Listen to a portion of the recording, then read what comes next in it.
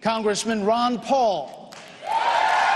Congressman, what specific things would you do as president to increase growth, calm the markets, create jobs that could pass through a divided Congress? Well, they didn't downgrade it mainly because they couldn't come to a conclusion. They couldn't come to a conclusion because they didn't know what was going on. The country's bankrupt and nobody wanted to admit it. And when you're bankrupt, you can't keep spending. And all these proposed cuts weren't cuts at all. What you have to do is restore sound money. You have to understand why you have a business cycle, why you have booms and busts. If you don't do that, there's no way you can solve this problem. And the booms and busts comes from a failed monetary system. The interest rates that are way lower than they should be encourages malinvestment and debt. And to get out of that, all this other tinkering, you cannot do that unless you liquidate debt. You don't bail out the people that are bankrupt and dump the debt on the people. That is what's happened. So you have to allow liquidation of debt, eliminate the malinvestment, then you go back and you can get growth again by having a better tax structure, lower taxes, invite capital back into this country, get a lot less regulations, and under those conditions you can have growth again. And you can get it through a divided Congress. Well, the divided Congress will exist for a long time to come.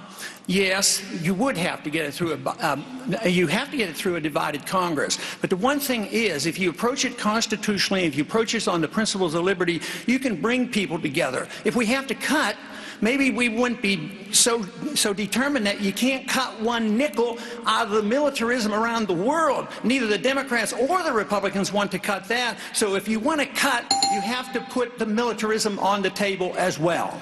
Mr. King. Paul, you're opposed to a system that requires employers to verify the immigration status of their workers. Why would you want to eliminate one more tool to help curb illegal immigration? I don't like putting the burden on our businessmen to be the policeman. That means he has to be a policing activity.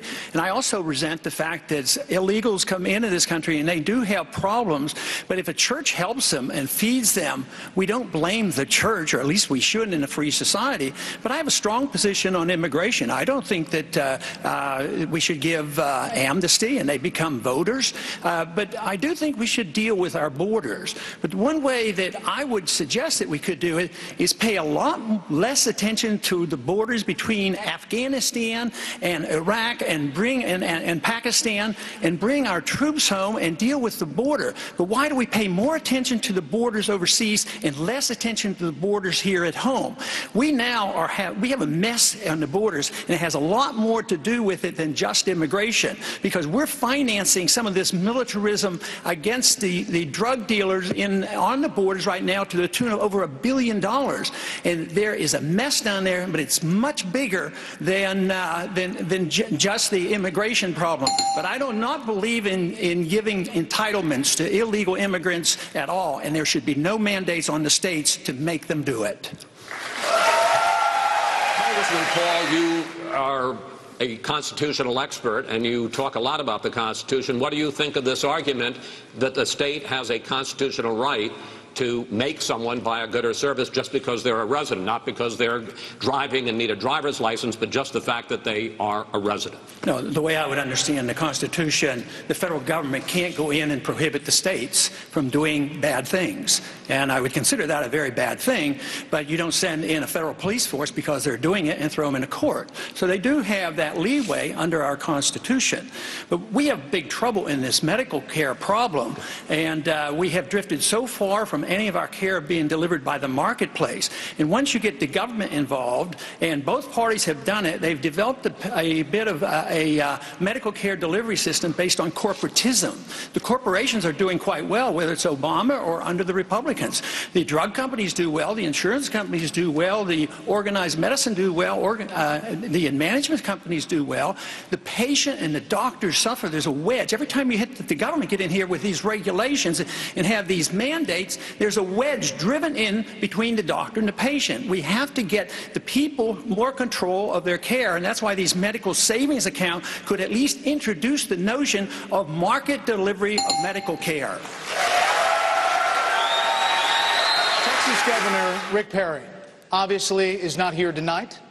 He is giving a speech on Saturday in South Carolina. We're told he's getting into this race, but he's not answering questions tonight. He's not taking part in the straw poll on Saturday. So is he outsmarting you? 30 seconds, Congressman Paul. Well, maybe he didn't want to face up to the challenge, for all we know.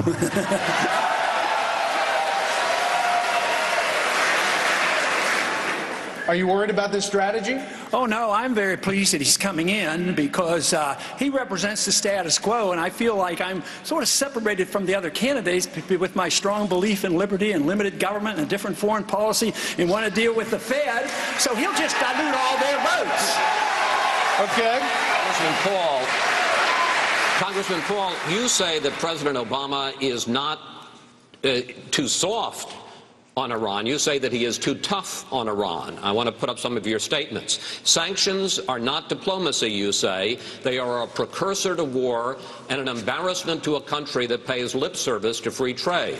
As for Iran's nuclear ambitions, you wrote this: one can understand why they might want to become nuclear capable, if only to defend themselves and to be treated more respectfully.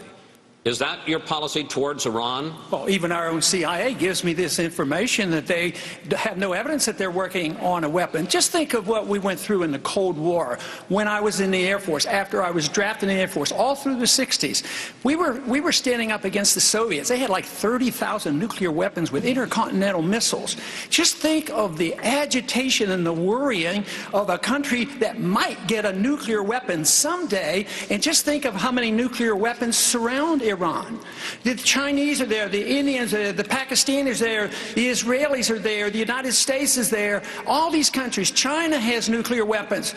Why wouldn't it be natural that they might want a weapon? There'd be, internationally, they'd be given more respect. Why should we write people off? There was, you know, in the 50s, we at least talked to them. At least our leaders and Reagan talked to the Soviets. What's so terribly bad about this? And people, countries that you put sanctions on, you are more likely to fight them. I say a policy of peace is free trade, stay out of their internal business, don't get involved in these wars, and just bring our troops home. Congressman Paul, I want to just give you 15 seconds. I want to just make sure I understand. So your policy towards Iran is if they want to develop a nuclear weapon, that's their right, no sanctions, no effort to stop them. No, I think that makes it much worse. Why would that be so strange if the Soviets and the Chinese have nuclear weapons? We tolerated the Soviets. We didn't attack them, and they were a much greater danger. They were the greatest danger to us in our whole history. But you don't go to war against them. I mean, this whole idea of sanctions, all these pretend free traders, they're the ones who put on these trade sanctions. This is why we still don't have trade relationships with Cuba. It's about time we talk to Cuba and stop fighting these wars that are about 30 or 40 years old.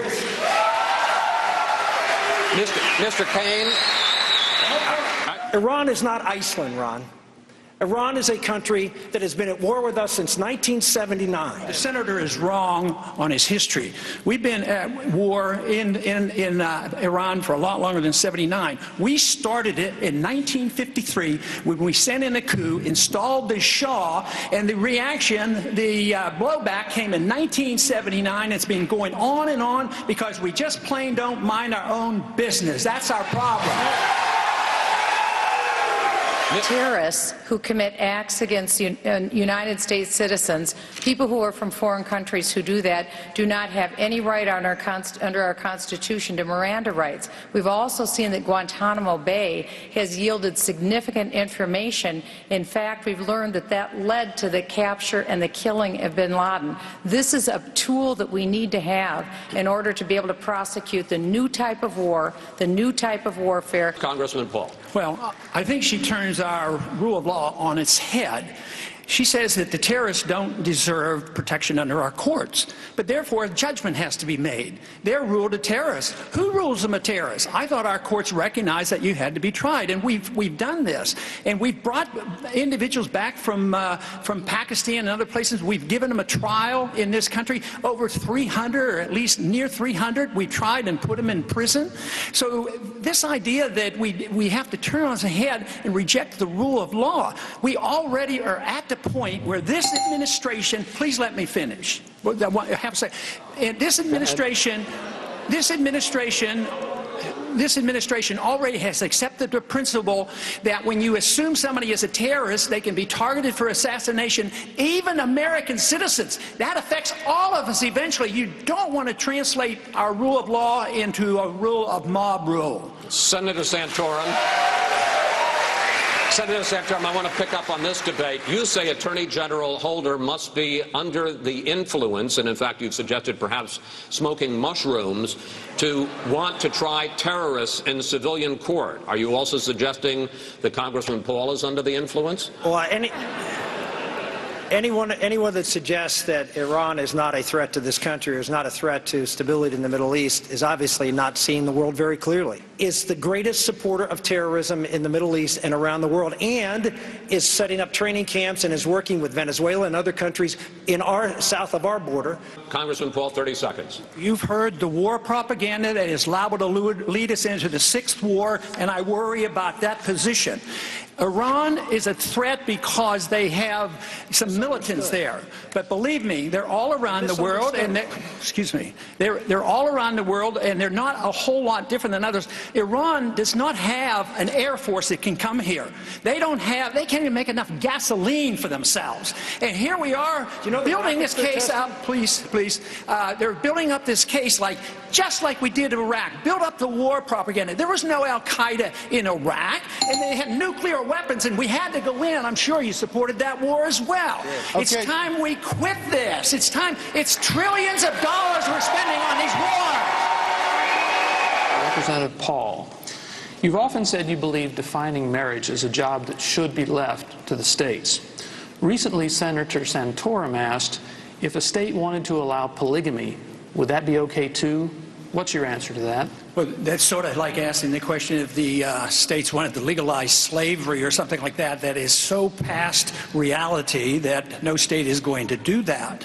But on the issue of marriage, I think marriage should be between a single man and a single woman, and that the federal government shouldn't be involved. I want less government involvement. I don't want the federal government having a marriage police. I want the states to deal with it if they have to, if they need to. But if you didn't even need the states, really, why do we have to have a license to get married? Why don't we just go to the church? And what other individuals do, why can't we permit them to do it? Whatever they call it, that's their problem, not mine. Just so nobody else forces their definition of marriage on you. That is what we have to prevent. So I would say less government would be better. If you have to have regulations, let the state governments do it. All right, Senator Santorum, you're looking incredulous. Response? Well, it sounds to me like Representative Paul would actually say polygamous marriages are okay. The Fed should be totally audited. It should be out in public.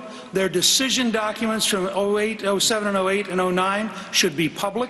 We should know who they bailed out and why they bailed them out and who they didn't bail out. And I think that it is a scandal that the Federal Reserve is secret. Congressman Paul? If I could follow up with you. Is Speaker Gingrich wrong to want to save the Fed?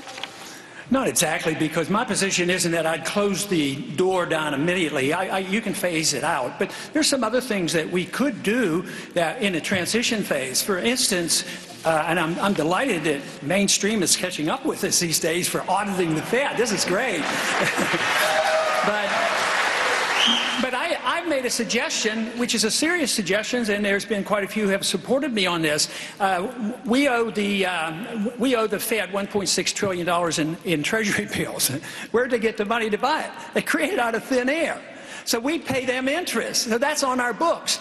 So we literally, with legislation, could wipe $1.6 trillion off. That's not a solution to the monetary problem or our spending problems, but it would give you a year to work this out, and we wouldn't have had any of that debate going on. Those were all scare tactics to try to scare people into doing things. But that is one thing that we could do. But eventually, we have to deal with the Fed, because the Fed creates the business cycle. If you don't understand the business cycle, you don't know why we have recessions. The sooner we learn that, the better. Thank you.